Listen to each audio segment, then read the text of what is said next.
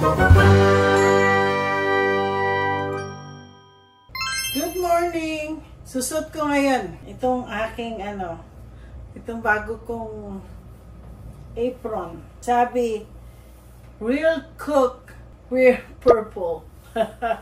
Igaganyan ko masyadong malaki sa akin. For today, it's morning and it's gloomy outside. I decided to make arroz caldo. Arroz caldo na natutunan ko. Well, actually, some is on my, tawag nito? Ang aking, the way I cook arroz caldo. Sana magustuhan nyo. So, sa arroz caldo ko, syempre, chicken. Bumili na ako na chop na. Na-chop na siya. Pero may mga bagay-bagay. Ito malaki. Ito malaki. So, i-chop ko pa rin siya into tiny pieces. Tiny pieces. Yeah, yung mga tiny pieces muna. So, ito na ho. Hindi ko pinakita sa inyo. Na-chop ko na. Kung alam niyo paano ko ginawa, minatador ko. Siyempre, arroz caldo, hindi nawawala ang ginger. Hindi ako prepared. So, i-chop lang natin ang ang ginger. Alam niyo dati, ayaw ko ng ginger. Hanggang sa, pag nagkakasakit po ako dito lalong po nung pandemic, remember? Meron po akong kaibigan, kababayan ko, na kliyente ko siya. Nagtataka ako, bakit siya? Ito ikikwento ko sa inyo habang ako'y nagchat-chop. Nung pandemic, nagtataka ako, bakit hindi siya, kasi ginagawa ko yung business niya, payroll, tapos nurse kasi siya sa isang hospital. Nataon po yung hospital na yon, yung unang merong virus. So, pasensya na, alam niyo, sasabihin ko to sa kanya, hindi ko mabanggit ang name niya, pero, so nagtataka ako, isang buwan na, kasi tax season, nagtataka ako, bakit wala siyang So, after a month, tumawag siya at sabi niya sa akin, Manang, alam mo bang muntik na ako namatay? Sabi niya, bakit? Ano nangyari sa'yo? Tinamahan po ako ng COVID. Kasi ganito ang kwento. Nurse kasi siya, dun sa mga, hindi naman nila alam, that time, hindi pa naman nila alam ang tungkol sa COVID. So, yung matanda, kasi matatanda yun yung matanda, bigla daw though meron silang mask, naka-mask sila. Yung matanda, biglang umubo sa mukha niya. Tapos, siyempre, lang yun, pinunasan, ganon. So, nung after sa hospital, nagpunta sila sa church. Sa isang kotse, 5-4 ba sila doon? Or 6? May isa pa silang kapatid na galing Australia. Nagpunta sila sa church.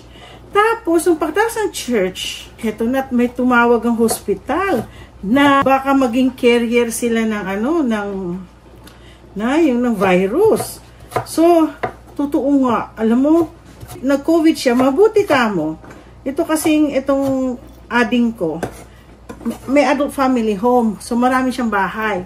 So, yung bahay niya, meron siyang bahay na isa, tapos, meron yung bahay, nandun yung mga bata. So, ginawa nila, nag-isolate sila, doon po sila sa... Ituloy po natin ang kwento habang nagaganito ako. So, na-isolate nila, sabi niya sa akin, ang hirap pala yung ganun, binibigyan po sila ng pagkain, nandun lang sila sa isang kwarto, na halos hindi daw po sila makahinga, masakit daw ito. Tapos, sabi niya, Manang, talagang akala niya mamamatay na siya. Pati asawa niya kasama, kapatid niya. So, nung alam mo ginawa daw niya, alam mo naman tayo mga Pilipino, we're very resourceful pagdating sa mga ganito, di ba? So, alam nyo, ginger. Araw-araw siya umiinom ng ginger. Talagang, kailangan you have to kill. You got to kill yung virus sa throat mo. Talagang siya. Totoo po yun. Tapos ngayon, alam mo, nagulat ako, glory to God. At siya po ay, na-survive niya yung COVID. Tingnan nga natin kung nag-survive din yung aking ano. Ay, madami pa. Konti pa. Okay. So guys, ready na ako. So meron akong garlic, ginger, yung chicken. Meron po akong sweet rice and jasmine rice. So pagsasamahin ko, tapos syempre wala naman akong broth. So gagamitin kong chicken. So, luto natin po yung garlic. Masarap dito kasi ang garlic. Ipapaano ko muna, ipapa-brown ko siya. Sana, tingnan natin kung medyo. Ayoko masyado maraming oil. Inano na lahat, oh. Dami, no? Para sa ibang ano na yan. Ay, parang kulang. Kulang sa oil. Ito po, ginagamit ko yung avocado oil. Masarap din yung peanut oil. Sa totoo lang. Nakalit na po lahat ng mga kandila ko. Kasi syempre, mangangamoy po to. Yung mukhang matatagalan po to sa dami. Hintayin nyo na lang. So guys, nag-brown na. Hindi pa ganun to brown. Not satisfied, but pwede na natin siguro I have to remove some of the maganda. Ay, parang siya gagawin ko kaya siya parang chili yung parang dagdagan ko ng chili to, no? Sarap siguro no? Wala, damadami na yung So anyway, so ito na ititira natin. Ilalagay natin po ang ginger. Wala masyadong dikit yung mantika. Paubos na yung aking avocado. So, gisa-gisa ko siya muna. Tapos siya ilalagay sa malaki. Alam niyo guys, papakita ko sa inyo mamaya. Ang bago ko luto, hindi siguro nakita niyo na yung unboxing ko. Actually, hindi ko alam. Pinag-iisipan ko ito. Ipapakita ko pa sa inyo. Pero makikita naman na niyo na ginagamit ko na. Yes, guys. Hindi kasi ako ng bagong toys. Ano ba ang toys ko? Makikita niyo. Alam niyo po, ganyan na po yan, no? Nilalagay ko kasi masarap yan. Sayang din sa sa broth. Diba? Sinamay na, lagay ko na nga lahat. Oh my gosh, dami pala to. Ay, nako. Ano ko kaya, ano ko muna sila, igigisa ko muna yan.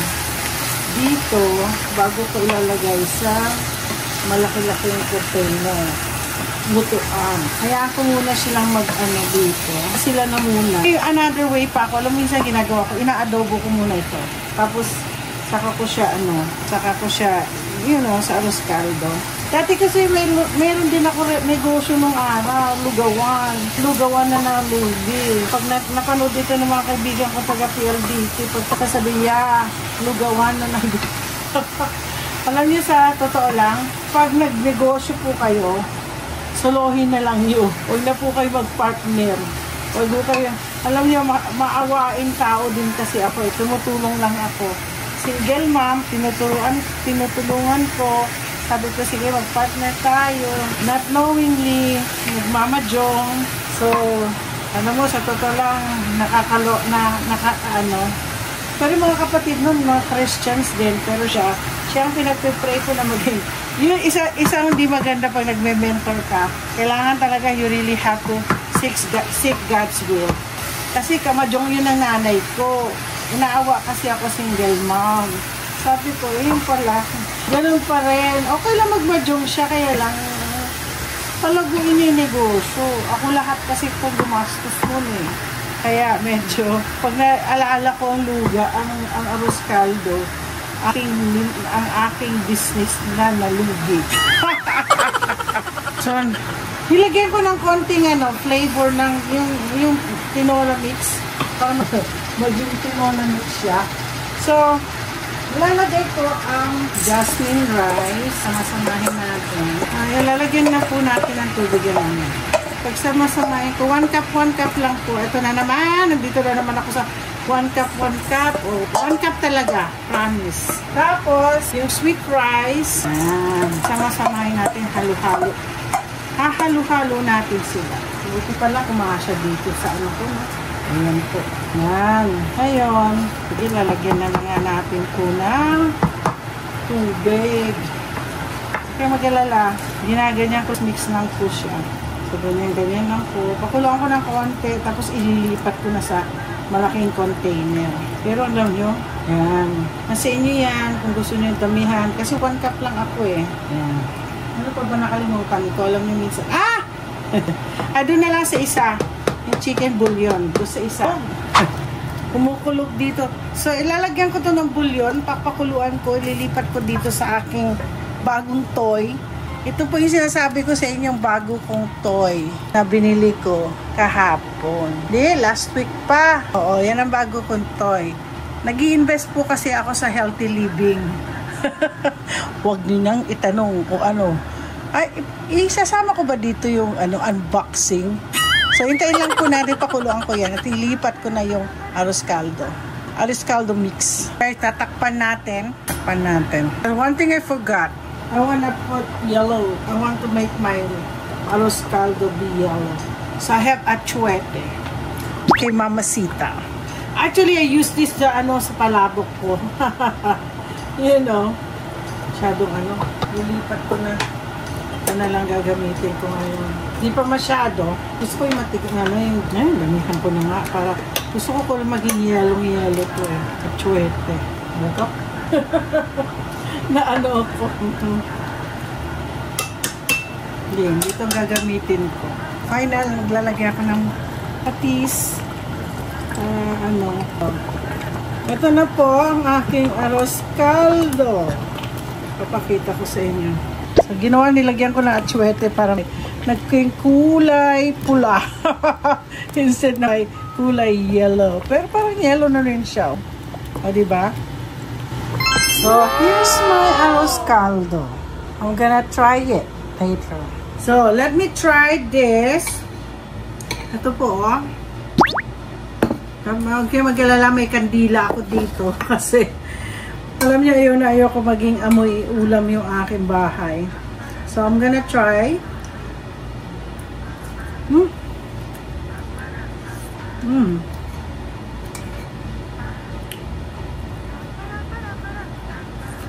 Ang sarap. Ito na po aking breakfast ngayon. So, okay, guys, don't forget to like and subscribe. I hope you like my arroz caldo. Meron pa ako lulutuin.